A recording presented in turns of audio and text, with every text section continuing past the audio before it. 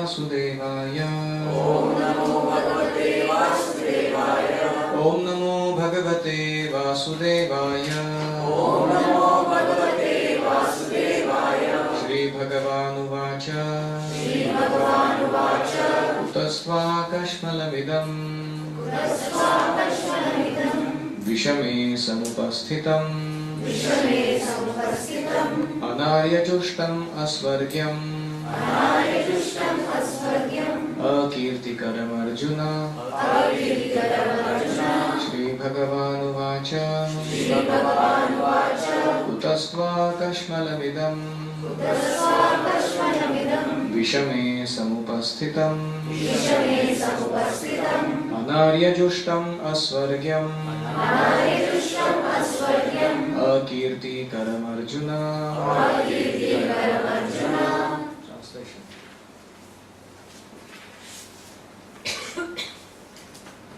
The Supreme Personality of Godhead said, "My dear Arjun, how have these impurities come upon you? They are not at all befitting the man who knows the value of life. They lead not to higher planets, but to infamy."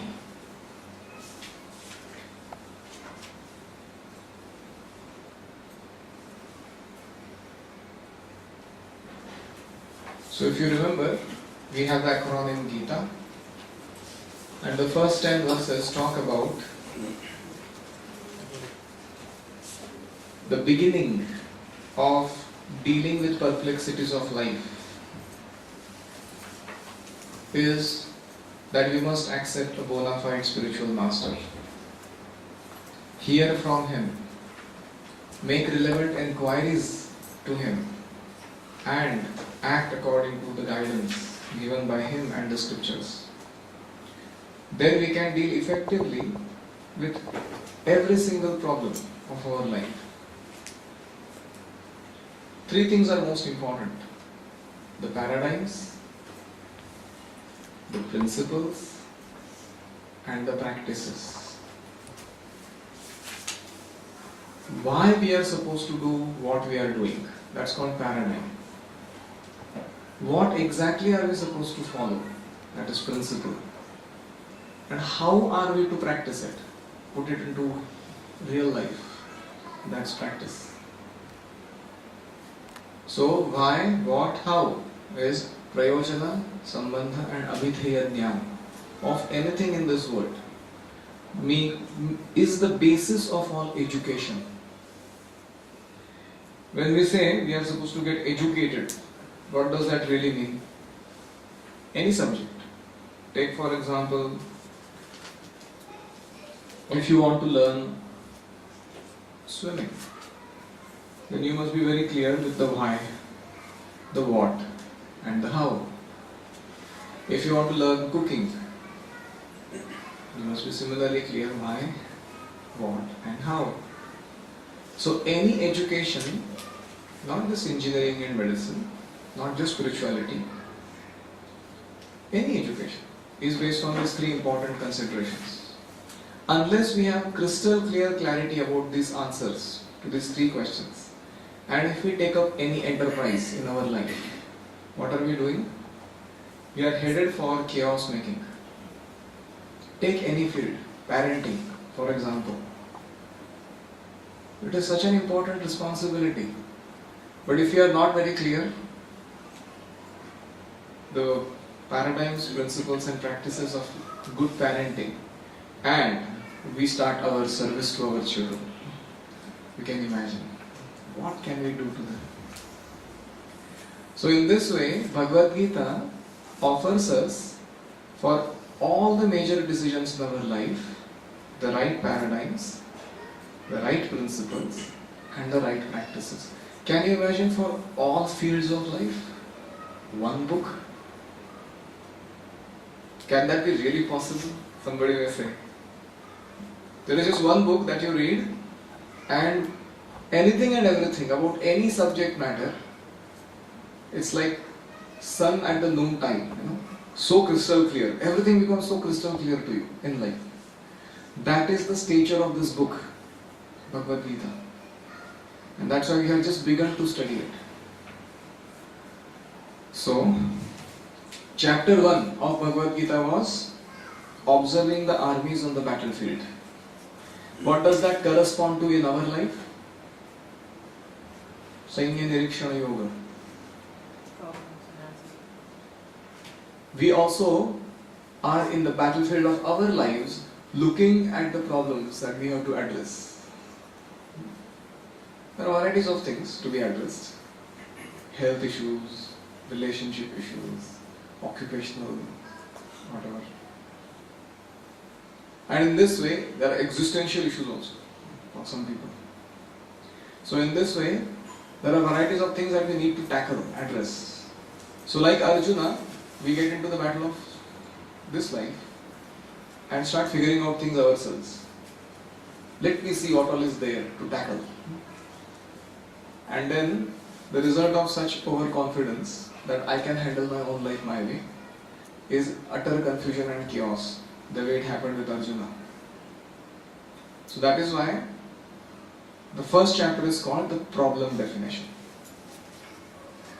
In science, this is the most important aspect. Before you even start talking about your solution, you have to first do problem definition correct.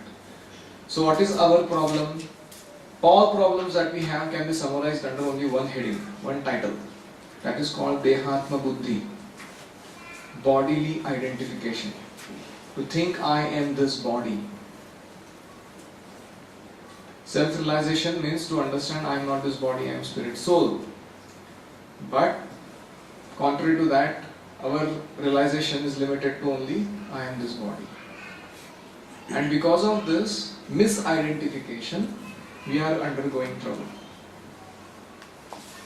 Not only we ourselves identify with our body, we also identify the people around us with their bodies. So, because the bodies are controlled by the conditions of material nature, and when they interact with each other, we don't know what can come up, and thus we create disturbance for each other. Self-realization means we understand I am not this body, I am spirit, soul, others are not their bodies, they are also spirit, souls. Then we start addressing each other's higher nature, dealing with each other on a very different platform. And that resolves all issues in life. How to do that, we have not yet learned. But I am just telling you in terms of this is how it works. So this is Bhagavad Gita. Having done the problem definition, we get a clue from Arjuna that no matter how much qualified we are, we still need a bona fide spiritual master who is a Tattva Darshinaha, who has seen the truth and who can reveal the truth to us. So who has thoroughly practiced the right principles based on right paradigms in his life and has gained realizations about all the important subject matters of life. Such a person has to act as our teacher and we should learn from them. Then we will also become successful whichever field of activity we may take to. So, second chapter is entitled Contents of Gita Summarized. In Sanskrit it is called Sankhya Yoga. Sankhya Yoga means analytical study of matter and spirit. That is called Sankhya. There are two things. There is matter and then there is spirit. Just like when you are driving a car, there is the car and there is a driver. Are they same? So there is matter and then there is a living force that is driving that matter. Similarly, there is a huge airplane. Unless the pilot enters, nothing happens. So although the machinery may be very sophisticated and complicated, but the touch of living force is required to make it animate. So similarly, whether it is body of a human being or a khargosh or a body of a whale, there is a spirit soul who is sitting as a driver for that mechanism. So there is difference between the matter and the spirit. And the analytical study of this subject is called Sankhya Yoga. Now, this second chapter, Sankhya Yoga, has this GITA, Gita. Surrender to Guru, identity. Who am I? Sankhya Yoga. Then, once we get to know that I am not this body, I am spirit, soul. But I right now have a material body and I need to deal with it. So then two dharmas will come into picture. Our bodily dharma and our soul dharma. Duties on two platforms. Just like when you are a driver in a car, you need to maintain the car and you need to maintain the driver. So that is how there are those two topics. Our Swadharma in Vedic culture, which is called Varna Ashram Dharma, and Nitya Dharma, our eternal occupation as a part and parcel of God. Of the two, which is important? Nitya Dharma is important because we can keep changing life forms after life forms and our Swadharma keeps changing. But our Nitya Dharma never changes. And finally, A for Atmarama. If we become very dutiful in doing our Swadharma and our Nitya Dharma based on the right paradigms, principles and practices, then we become self-realized. Although Nitya Dharma is important, we cannot neglect either. Just like we said, when you have a driver and a car, you need to take care of both. You cannot say, what is this car? Driver is all important. No, you need to take care of the car. But only to take care of the car and not feed the driver. That's also not an intelligent policy. So both when we take care of very nicely, the mechanism of the soul being entrapped in the material body can reach its perfection, which is self-realization, God-realization, revival of our relationship with the Lord. Then one becomes Atmaram. Atmaram means one who is completely self-satisfied. He does not need any material aggrandizement to give him satisfaction. Can you imagine such a person? If you read the description of that person, Sitaprajna, one who has become steady in his intelligence, or one who has attained Samadhi, while living in this world, while being a housewife or a corporate guy or whatever, he can reach that stage of perfection, technically called Jivan Mukta. So such a person is a real Superman. And the description is given, Dukkheshu anudvigna manaha, Sukheshu vigata spruhaha. When misery comes, he is not disturbed. When too much happiness comes, he is not elated. And he has conquered over fear, attachments and anger in his life. Just to hear the description, such a person can exist. It's quite an advertisement. And he is the real Superman. You know, in modern movies there is Superman, Batman, He-Man, She-Woman, Doberman, you know, whatever. You know, what do? They are basically trying to show the control that they have gained over matter. Is it not? Superman, what does he do? Stops a running train with one hand. That's too fictitious. Somebody can do that. They want to show that the man has gained such a powerful control over matter. It is true that the spirit is powerful than the matter. But through material means, we cannot have conquest over matter. It is not possible. Through spiritual means, we can conquest. And what to do to gain such a conquest over matter is the subject matter of Bhagavad Gita. Now, we are in the first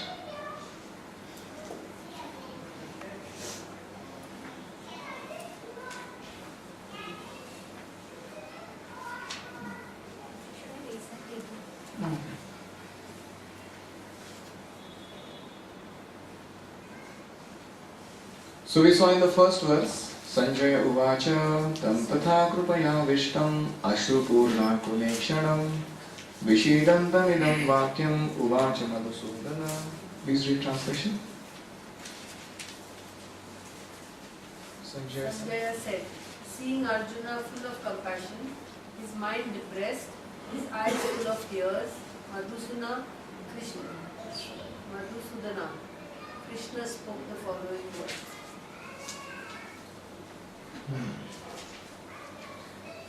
So the words Krupaya Avishta, overwhelmed with compassion. And Ashru Purna, can you imagine a Kshatriya is known for his manliness? He never cries. Even in the battlefield, when wounds are inflicted upon his body, he doesn't cry. And here is Arjuna, Ashru Purna, Akula Ikshanam, with very, very painful eyes. Vishitantam, who is undergoing what we call it as lamentation, Vishada. The first chapter is also called as Arjuna Vishada Yoga. Generally, Vishada, lamentation, is not a yoga. Is it not? But because Arjuna's lamentation is in connection with Krishna, it is called Arjuna Vishada Yoga. When we lament, we know what it is. It's a total material phenomenon. There is nothing to do with spirituality in our lamentation.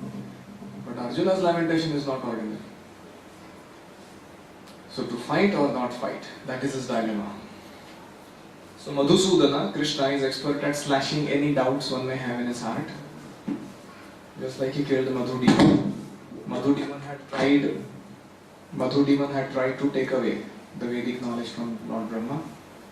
So doubts are like Madhu demon, they take away the real knowledge of the self. And Krishna is called Madhusudana. When he comes in picture, all your doubts are slashed. And then you get everything as it is. So, Shri Bhagavan Uvacha. This is the first ever dialogue that the Supreme Personality of Godhead speaks in Bhagavad Gita. Can you imagine the entire whole first chapter, 47 verses, there is no talk. Krishna is chup. Kuch bola nahi ho. Everything Arjuna is only doing but. Krishna is an expert counselor. He knows exactly how to counsel whom. And Arjuna is on and on and on. We have heard about empathic listening, right? In modern times. You should completely let the person express himself and not interrupt him ever, even once, till he is complete. Krishna is an example. Empathic listening. Full scale. He did not interrupt ever, even. And finally, when Arjuna said, Visrujya Sasharam Chapam Shoka Samvigadam Manasaha. He gave up his bow and arrow and started lamenting, sitting in the chariot. He stopped speaking actually. And seeing his Vishada, Krishna spoke. And these are the first words Krishna is speaking. Mind you, these words are very potent. It's not an ordinary shloka of Bhagavad Gita. That's why last time I stopped. I said no, we'll come back to this later when we have appropriate time. It says, Kutaha, from where? Kashmalamidam, ye kachara kahan se utha kar laya Arjun? In that language, Krishna is asking him. Vishame samupasthitam, that too on a battlefield. Vishame means in the battlefield of life. Anarya Jushtam. Arya means one who knows the real value of human life. Tell me what is an Arya? One who knows real value of human life. Who practices culture that furthers self-realization. He is called Arya. And Anarya means one who whiles away his life without following what is the true purpose of human life. It's called Anarya. So Krishna is calling Arjuna, you are becoming like an Anarya. And what are you lamenting or doing? That the decision of not fighting. It has got two consequences. Asvargyam, it will not lead to elevation in your life. And akirtikaram, it will also lead to infamy. Means if you survive, you have to undergo infamy. And even if you die, you are not going to get a higher destination. And this is the first words of the Supreme Personality of Godhead.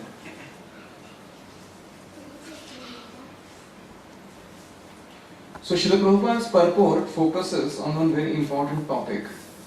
And that is the first line of the shloka itself. Shri Bhagavan Uvacha. And Prabhupada's major portion of the purport is dedicated to this word. Who uvacha? Sri Bhagavana uvacha. Who speaks? Does energy or light speak? A person speaks.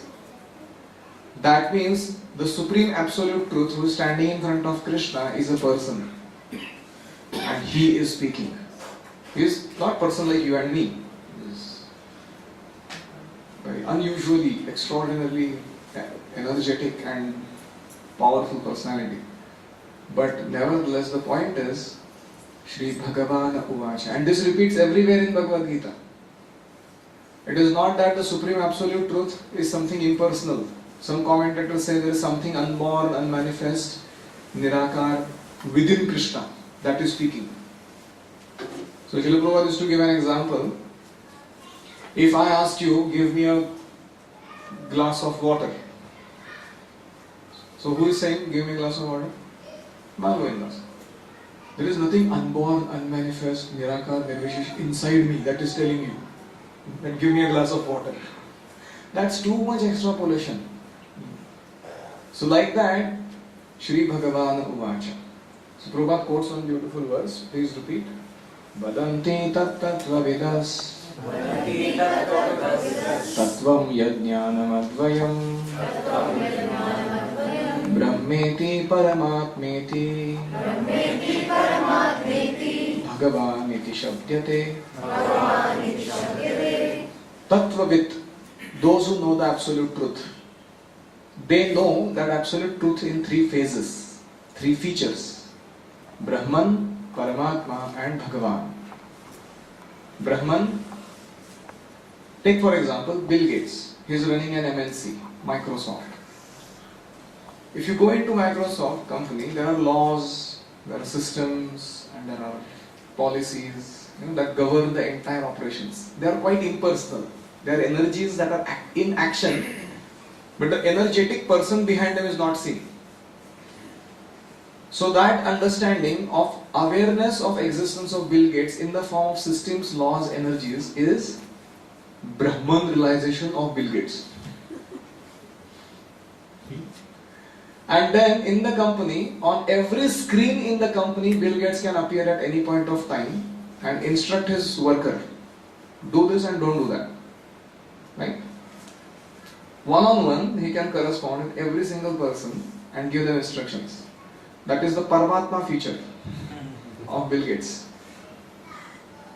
And Bill Gates actually is not present in the company at all. He is in Switzerland doing ice skating with his some beloved family members. That is Bhagavan feature. You understand what I am saying? Krishna, the supreme absolute truth, Shri Bhagavan Uvacha, he stays in Goloka Vrindavan. He has his eternal associates, Gopas and the Gopis, with whom he performs wonderful pastimes. He has got nothing to do with this material creation. But this material creation, nevertheless, is an expansion of his energies, which is governed by laws and everything else. And the awareness of the Lord in the form of these energies and everything else. That's why people say, Bhagavan, God is energy. You heard that very often, people say, there is some energy, kuch to hai. So that's the Brahman realization. That awakening that God does exist. Like many religions are based on this understanding. Khuda se dar. There are laws that are governing here. If you don't follow them, you will be bashed up. So better follow. So that's certainly some level of understanding, but not the highest. It's called Brahman. Then in every heart of every living being, the Lord is personally residing in the form of Paramatma. And He can deal with us one-on-one, even in this creation, provided we give Him a chance. There is that inner voice, the still and silent, calm advisor in our heart, whom we can crystal clear hear at times of crisis. Often, He tells us, if you are going to get into trouble or you are going to do some nonsense, there is a voice that tells us, don't do it.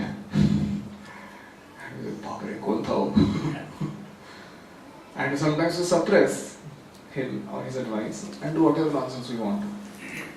So So that is called conscience. Conscience is voice of Paramatma in the heart. And we all have conscience, right? Sat Sat Vivek Buddhi. And we can feel His presence. So, we have to tune the Paramatma channel so that we can clearly hear His instructions. Currently our system, our antenna catches all kinds of noise. Lust, anger, greed, envy, illusion, all stations are on, full. And in between Paramatma's voice is also there. We hear hardly anything of it. So that is the purpose. How to tune in to the Paramatma channel. So the more you chant Hare Krishna, you connect to that channel. And then finally there is Bhagavan, feature of the Lord. He is there in the spiritual world, blissfully enjoying his pastimes with his devotees. So who is standing in front of Arjuna? Shri Brahman Uvacha, Shri Paramatma Uvacha, Shri Bhagavan Uvacha. That same Supreme Lord descends periodically in this material creation, Yada Yada Hi Dharmasya Glanir Bhavati Bharata, to re-establish the principles of religion. Sambhavami Yuge Yuge. And he is standing and telling Arjuna, do this and don't do that. That is why Bhagavan Uvacha. Very, very important to have this confirmation. Otherwise we may have difficulty in grasping the rest of the Bhagavad Gita. Now, the Sanskrit word Bhagavan is explained by the great authority Parashara Muni, father of Vyasadeva. Vyasadeva is the compiler of all Vedas. He had his father. It's called Parashara Muni. So Parashara Muni gives a definition of the word Bhagavan. Please repeat. Aishwaryasya samagrasya Viryasya yashashashriyaha Jnana vairagya yoshchaivam Shannam bhaga itingana. These six are called Bhaga. Bhaga means opulence. Bhagavan means one who possesses all opulences in full. जैसे गाड़ीवान, धनवान, शक्तिवान, ऐसे बोलते ना, भगवान, one who possesses bhaga, opulences. So there are six opulences. All wealth. Wealth is an opulence. If somebody has any of this opulence, even in minute quantity, we get attracted to them. Wealth is one such opulence. हमको अच्छा लगता है Bill Gates मेरे चाचा के मामा के भांजे का बेटा है. Some weird connection. We get attracted. Two things happen. As soon as you see bhaga somewhere, some opulence in somebody, two things happen. We get attracted and we want to establish a relationship with that person. Right? So that is first. All wealth. Second, virya, strength. Anywhere there is display of power, strength, we get attracted. Like children have this WWF champions, in their compost box. You have seen? What are their names? Whatever. They have this gigantic bulging muscles.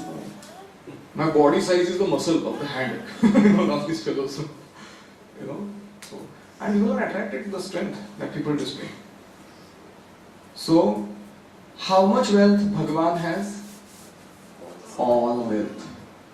Then you may have $1,000, somebody may have $1 crore, somebody may have $1 billion.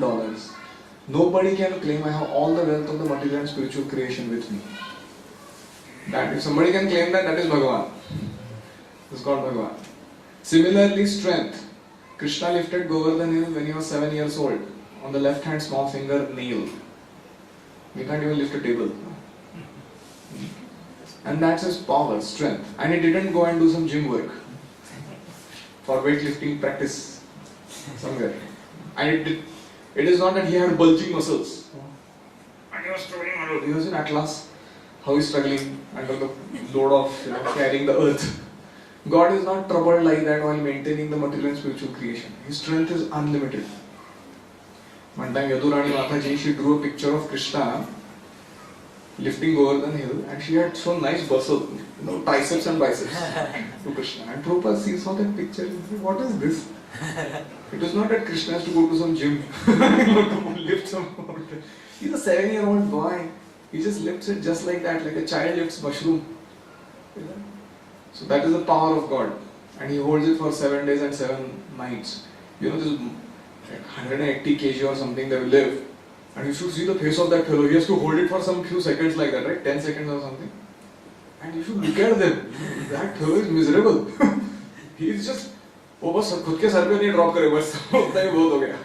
They drop it. So Krishna was not undergoing any trouble like that while lifting Govardhan. So that's strength. Then yasha. If somebody has fame, we become attracted to them. Say Sachin Tendulkar. We immediately want to establish relationship. What is the fame of God? Theists always talk about God, that's known. So many theists all over the world. But atheists also can't stop talking about God. That is another interesting phenomenon. See, you can be famous or notorious, both. Notorious means ill-famous. Like there are some, mainstream acting में, culture में, what they call, impact नहीं बना पाया.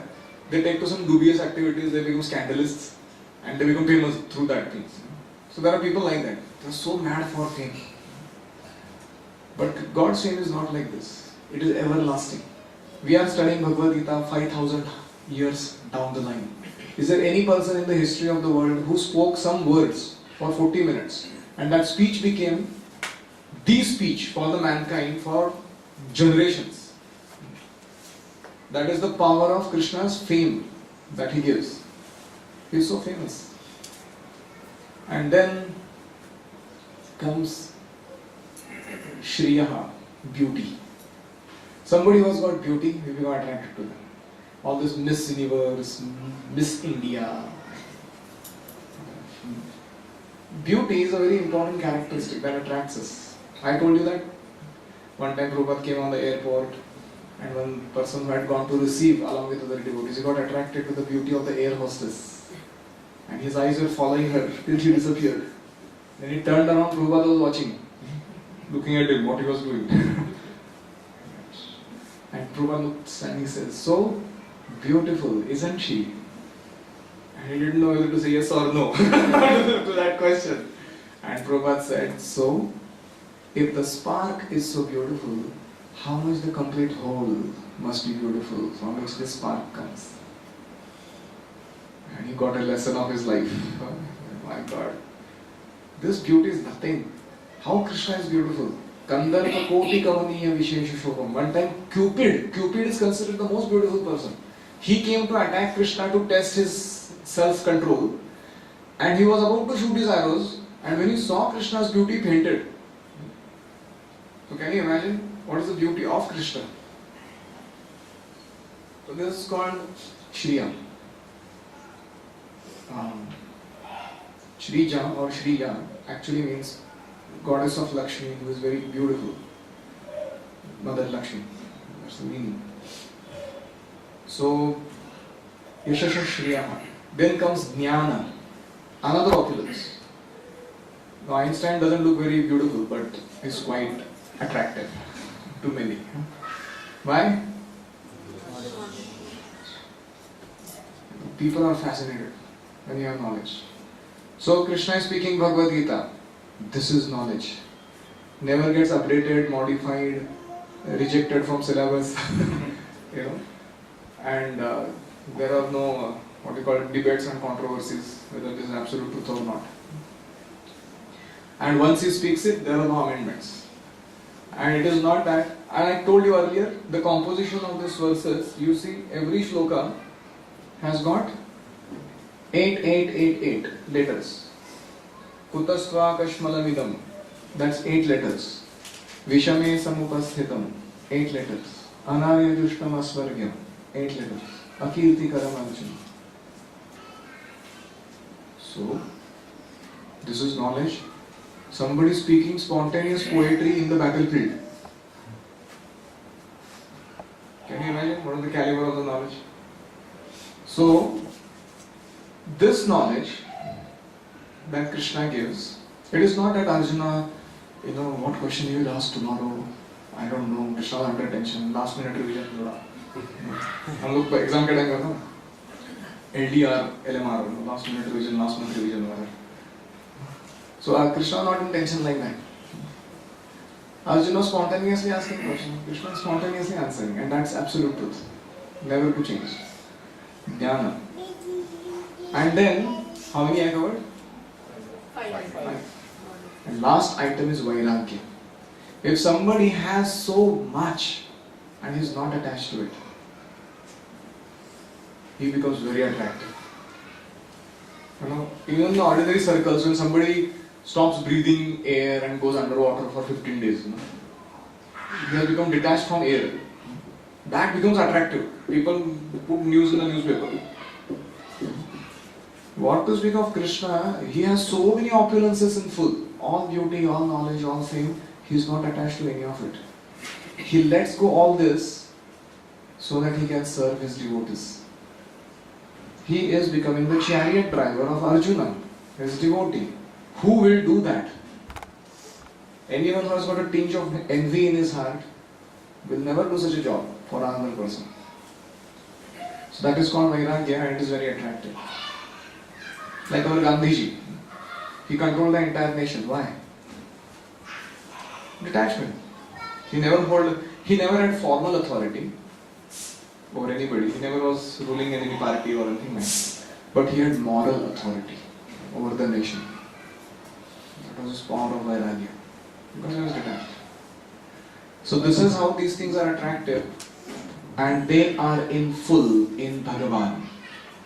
That is why Krishna, which means all attractive, is Bhagavana Swayam. Krishna tu Bhagavana Swayam. That's why we say Bhagavan Sri Krishna. So one who has got the 6 opulences in full becomes all attractive. And he is to be called Bhagavan. आजकल ऐसे trend है, किसी को भी भगवान बोलते हैं. Some दाढ़ी वाला भगवान. You wonder what Bhagavan? He is neither beautiful, nor whatever. But this has become like a norm because people don't even understand the term in first place. What does Bhagavan mean? Can anybody of us be called Bhagavan? Can any living entity, ordinary living being, become Bhagavan ever?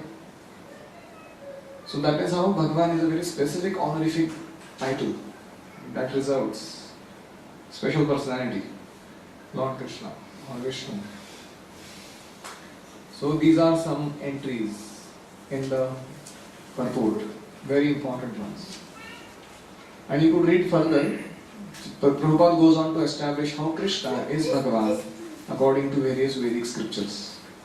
That's the rest of the purport, which you can study. Now comes text 3. Very important text again. Please repeat. Klaivyam asmagamah partha Naitattvai upapadyate Shudram hrudaya daurbalyam Tyaktvotishtha parantapa. Translation. O son of Pritha, do not yield to this degrading impotence. It does not become you. Give up such petty weakness of heart and arise, O chastiser of the enemy. Again, Klaipya is a gali. Klaipya means eunuch, important person. It's called Klib or Klaipya. A Kshatriya is known for his manliness, virility. And to call him eunuch is such an insult. And Krishna is telling Arjuna, Klaipya masmagamah partha. Don't yield to this degrading importance, O Arjuna. Naitattvai upapadyate. This does not befit a person like you. So Krishna is not calling you eunuch. Krishna is saying, don't behave like that. It's a very sweet way, of chastising someone. Like, your child is throwing tantrums. Fool! please do not behave like a fool. You are not fool. You're not supposed to behave like that. That's a very dignified way of respectfully addressing someone. Right? I come from Kolhapur, so there are varieties of galis there. Like mothers also give to their children. It's an interesting place. You know. So I don't want to get into that, what I speak, but the point is we have to respectfully chastise even our children. We cannot think, oh, hey, mera bacha hai. No, it's Krishna's part and parcel also. So we have to chastise in a dignified way. So you see Krishna how he chastises. It's like you mass fire. Don't behave like a eunuch. You are not. You should not behave like that.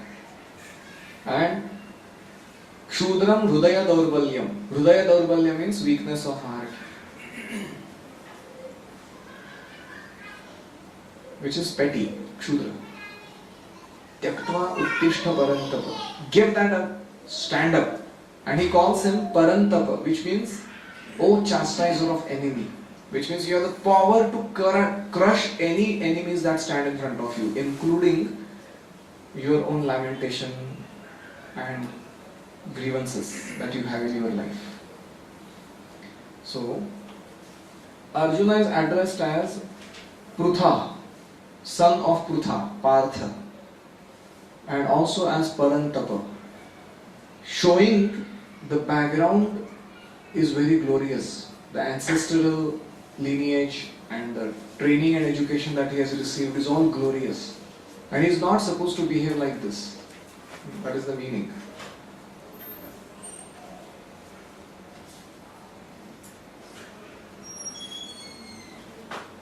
Now, let us understand this term Hrudaya Daurbalya a little better.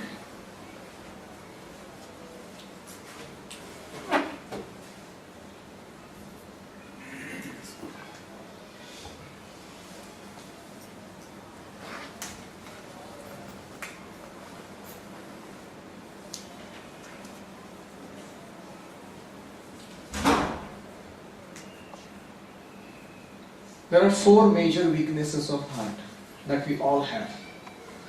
Number one is called Tuchha Asakti, being attached to insignificant things. We know that's insignificant, but still we are attached. That is called Hrudaya Daurbalya. So Tuchha Asakti.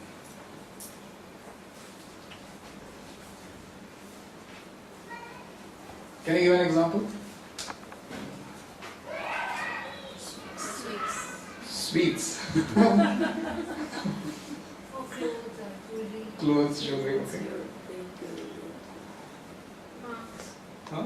Marks, okay. Marks is good to some extent. So we have our own peculiar, attachments. Sometimes we are even attached to the particular toilet, in our home. We don't think about it, but we prefer that over everything else. Huh? Your seating place on the dining table. Yeah, whatever. It's called Tuchha Asakti. इसमें क्या attach होने का है? Sometimes we feel like that, but still, that's called weakness of heart. This causes us to behave like an important person. We are actually sons of God. We are powerful.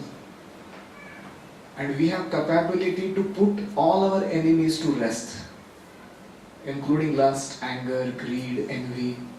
We can silence them. We are Parantapa.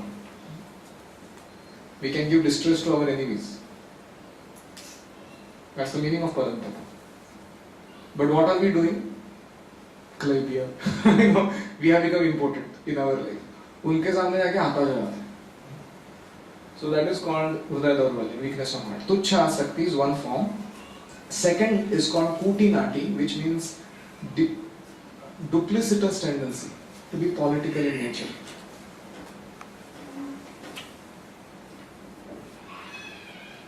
There are Sanskrit terms, don't mind them. Kutinati means sometimes to gain our end, we behave in a very duplicitous way, telling lies or just twisting the truth here and there and getting whatever way it comes or favorable to us. It's called tendency to become duplicitous. not being straightforward in life. And we also often know that we do it out of Hridaya Daurvalya. It is not that we can't live without it, but we often do it. Then third is called Matsarya, envy. We envy people around us. Every living entity who has come to this material world from spiritual world is trying to become Bhagavan. He is trying to acquire as many opulences as he can, as if he is in competition with God. Wealth, beauty, knowledge, fame, strength, renunciation. We are in a big rat race. And every living being is wanting to be God in that sense. And that's why there is in general envy amongst every person in this world. Sometimes even amongst family members there is envy. What to speak of outsiders? Can you imagine? And this envy is the cause of great distress for the soul. We don't have to compete with anybody, because whatever we need for our material and spiritual well-being will come our way if we just practice our spiritual culture strongly. But not knowing this security life insurance policy, we are running after anything and everything in our life, trying to acquire more and more. And we are just like we are doing it, others are also doing it, and then there is naturally competition. Neighbors envy, owners pride. Advertisement भी ऐसा ही रहता है. So if you have to advertise something, purposefully they will do that. So envy means no vacancy in spiritual world for you. The moment you become envious of anybody, envy, no vacancy. You cannot attain kingdom of God. One has to become nirmatsara, totally non-envious of other living beings. When we envy someone, we are actually envying God's gift that is bestowed upon them. And in that way we are also envying God. Like, somebody is more knowledgeable than you. You envy them. But that's a vibhuti gifted to them by Krishna. A specific manifestation of excellence. Somebody is more beautiful than you. What is that? उसकी साड़ी मेरी साड़ी से सफेद कैसे है? That's a typical one in Indian psychology. How these advertisements encash upon anything? So this is how envy is fueled, and the whole consumeristic culture goes on. And that's what parents do to their children. उसको देख कितने मार खा रहे. तेरा क्या होगा रे Kaliya? That fellow unnecessarily made insecure. About what? So in this way, we should be very careful. It's a Hridaya Daurvalya. Actually, living entity can stand in his own true glory. Sve mahimni sthite. His own glory, his wonderful personality of his own. He's a unique person, creation of God. But instead of acknowledging our uniqueness and specific powers bestowed upon us by God and utilizing them for service of others, we are simply creating mess for our consciousness getting disturbed and for others around us. That is called Hridaya Daurvalya. Matsarya, envy. And finally, there is Swapratishtha, which means the desire for fame or recognition.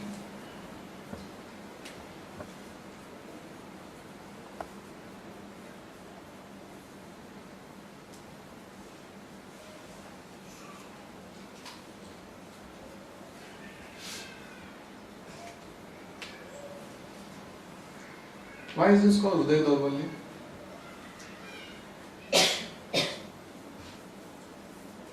Because in the pursuit you forget it. Because in the pursuit you forget the real purpose of life itself.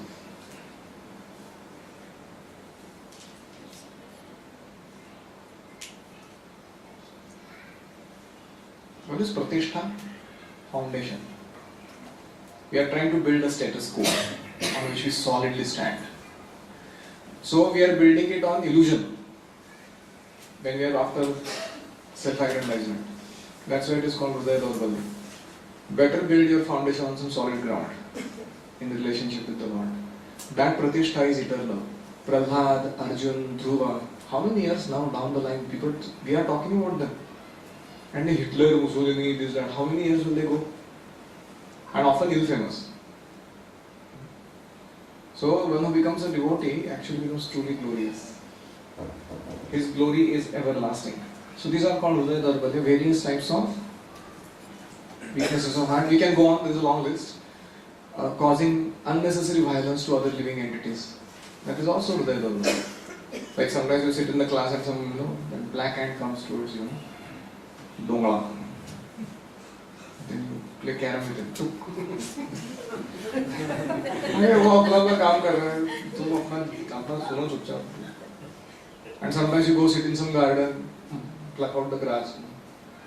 We are not even aware. This is Jiva Himsa. Unnecessarily disturbing that living entity. So this is called Hridaya Daurbalya, weakness of heart. So we should be very careful how we conduct ourselves in this world. Because as you sow, so shall you reap. It comes back. What goes around comes around. It's like a boomerang. So if you sow violence, you get violence back in your life. So on and on we could go, Hridaya Daurbalya of many kinds. And we should try to overcome this if you want to become a better person in our life. Now I'll go back to these verses in another light. Take some example that has happened in your life earlier where you felt overwhelmed and you are thinking that this situation is incurable or very difficult to get out of. It was very gloomy. And now in that situation you remember these Krishna's words. These two shlokas of Bhagavad Gita have the potency to bestow upon us right type of thoughts towards the difficulties that we are going in our life. For example, let's say I am going on the road and I get to see some dirty poster and my mind is getting, allured to watch it. You just remember these two shlokas.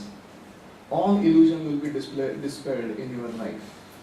First is Kutastva Kashmalamidam. कहाँ से कचरा उठा के ला रहा है तू? विषमे समुपस्थितम. You are on the battlefield of your own life. Anarya Jushtam. This does not befit a person who knows the real value of life. Asvargyam. It will not lead to elevation. Akirtikaram. This will also lead to infamy in this world. And then Klaipyam Masmagam Apartha. Don't act like an important eunuch. My God, Krishna gave a verbal slap. And Naitatvayu Upapadyate. This does not befit a personality like you. Kshudram Hridaya Daurbalyam Tyaktva. Give up this petty weakness of heart. Utteshta Parantapa. What potency these words carry. You understand? So I just give one example of some situation in life. You can apply this to any kinds of situations in your life. Any kind of situations. These two shlokas, if you ever get overly depressed in life and you get lamentation, all this other trouble, just take Japamala and chant these verses 108 times. They are very powerful in completely dispelling all illusion and situating you in your own true glory back again. You will not commit to any nonsense. You will do the right thing in your life. So that is the power of these verses. And they are very important in our life. And these are the first words of Krishna in Bhagavad Gita. We should never forget that point. He is the best counselor. And of course, his relationship with Arjuna is already established. It is not that Arjuna is going to take an offense. When he says such a thing, they are already intimate friends with each other. So your friend says something like that to you, you don't feel offended. You know that he is saying for good. He means it in a noble way. Not in a mean way. He means it, benevolently. So now, after this is an interesting twist in the story. A man convinced against his will is of the same opinion still. Arjuna is not convinced. Krishna said this, This is like a pep talk that is going on. Krishna is not actually giving hardcore counseling. He is not advising him to do anything. He is just telling him, come on, my boy, you are a Kshatriya. What are you doing? Get up, fight. That kind of, it's like a friendly pep talk. Because Arjuna is still in the mood of a friend. He has not accepted Krishna as his guru, to whom he is supposed to surrender and follow without question. So because Arjuna is a friendly mood, Krishna is also friendly.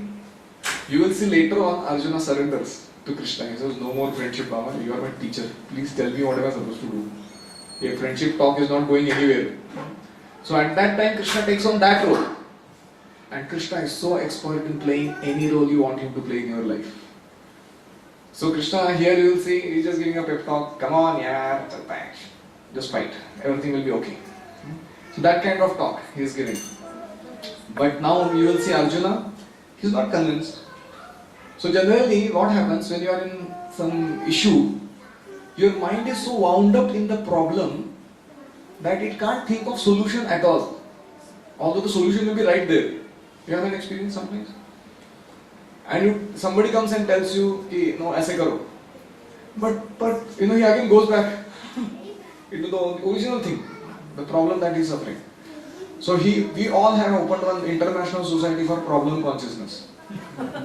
All of us, in our life, 99% of our thought energy goes in discussing problem in our head than actually talking about solution. Correct? Now comes the interesting thing. Arjuna Uvacha. He goes back to his own story. Katham Bhishmamaham Sankhe Dronam cha Madhusudana Ishubhi Pratiyotsyami Pujarha Varisudana.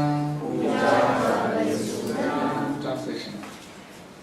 Arjun said, O killer of enemies, O killer of Madhu, how can I counter-attack with arrows in battle men like Bhishma and Drona who are worthy of my worship?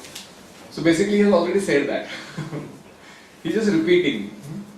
He is restating his argument that he already made. It's not Krishna is not heard him. And then he's Madhusudana Arisudana. Twice he uses the word. The repetition is indicated that he is overwhelmed. That's why he is repeating. And also he is countering Krishna. You are known as Madhusudan. You are known as Arisudan. Nobody knows you Sandipani Sudan. Have you killed your guru? Nobody calls you as Vasudeva Sudan. Have you ever killed your father? And you are asking me to do such a business? That is the argument inbuilt in calling Krishna as Madhusudan and Arisudan. You are telling me I should become Bhishma Sudan and Drona Sudan. Why should I do that? So that is how he is countering very subtly. And that is how we also generally do with our teachers. If they advise us to do something, we sometimes personally attack them. They may be giving good advice, but we personally attack them. But then teachers are very compassionate. They don't take an offense. They continue their service. And you will see in the next verse, Arjuna surrenders. He understands this is going nowhere. He's going to continue talking to me like a friend if I approach him like a friend. So I better surrender. And that's how the next verse begins with Guru Na. All that discussion goes on.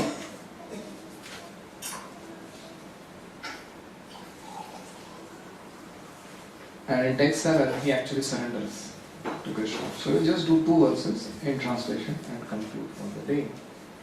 Guru Nahatva hi mahanubhavan Shreyo bhoktum bhaikshyamapi haloke Atvartha kamamstu guru nihaiva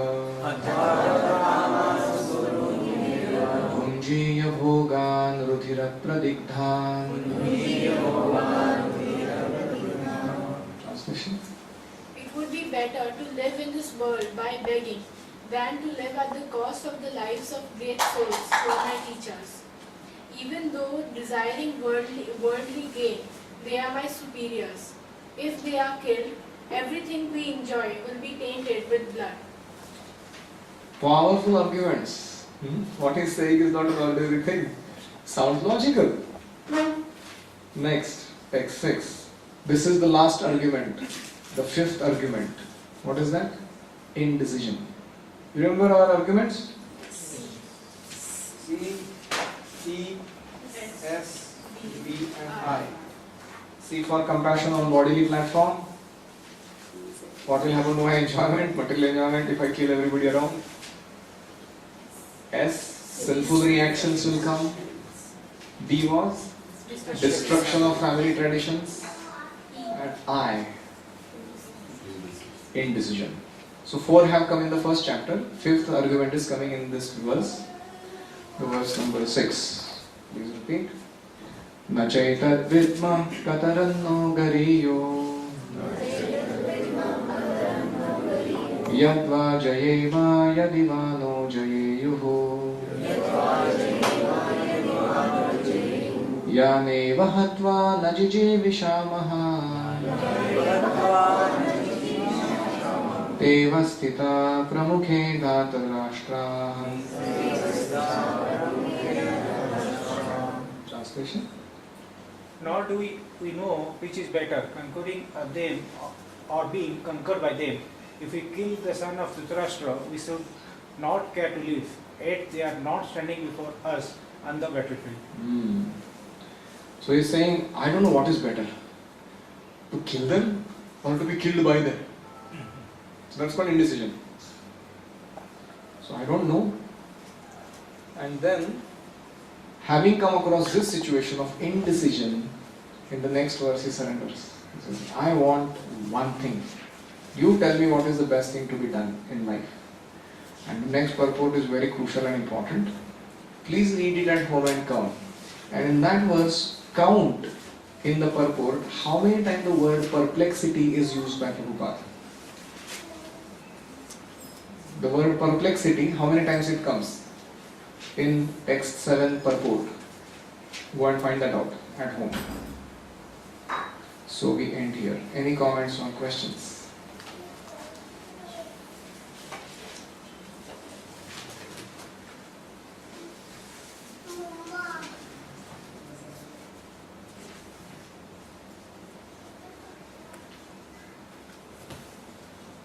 Prashna.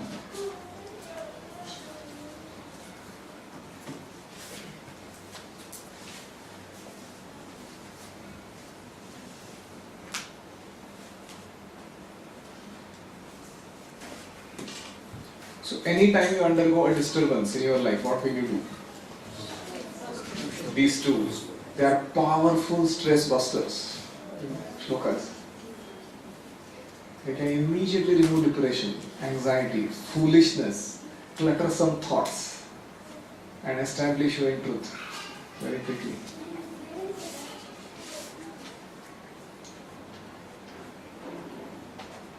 So just to summarize what we studied, we began with Arjuna's Vishada and Krishna's two powerful instructions that he gives. Give up weakness of heart and behave like an Arya who knows value of life. And the last part we studied his indecision. Why? I don't want to fight. So next time when we continue, we will discuss on the topic of Guru.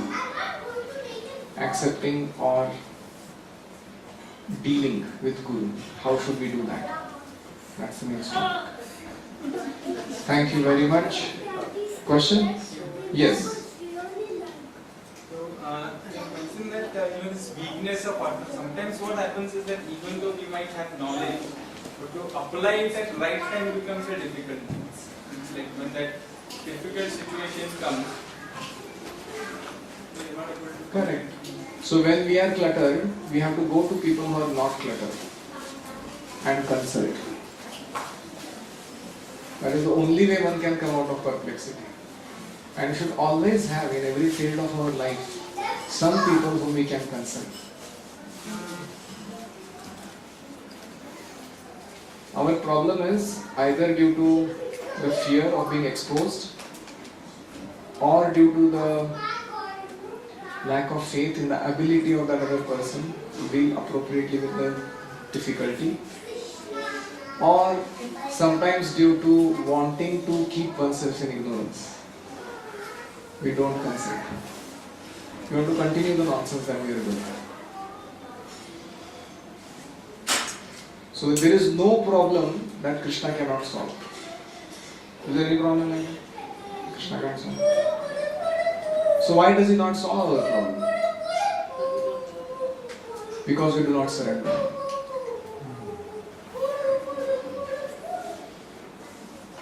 So the moment we surrender, the material energy transforms into spiritual energy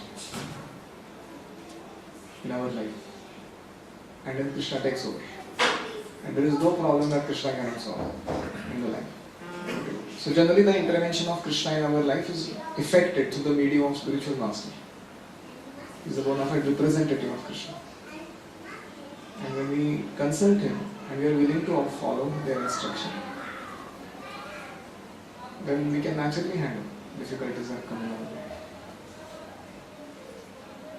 So we end here. Thank you all very much. Srila Prabhupada ki jai, Srimad Bhagavad Gita ki jai.